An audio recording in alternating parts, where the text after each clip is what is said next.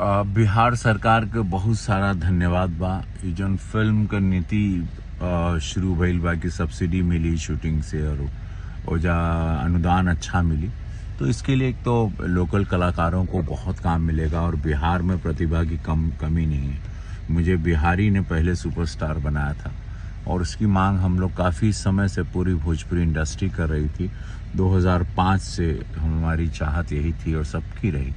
तो हम बहुत प्रसन्न हैं, बहुत खुश हैं कि बहुत बड़ा डिसीजन मिला है, इससे कि लोकल वहाँ के रंगमंच रंगकर्मी और बिहार इतना सुंदर है, इतना अद्भुत है, इतने ऐतिहासिक स्थान है वहाँ शूटिंग में, वो सबको भी एक टूरिज्म को बढ़ावा मिलेगा। तो समस्त बिहार सरकार के बहुत बहुत नीतीश जी आपको दिल से साधुवाद, बहुत धन्यवाद। और पूरे भोजपुरी इंडस्ट्री और सिनेमा जगत, हिंदी सिनेमा से लेके जितना लोग हो जाए यहाँ, सबके बहुत बहुत स्वागत बा।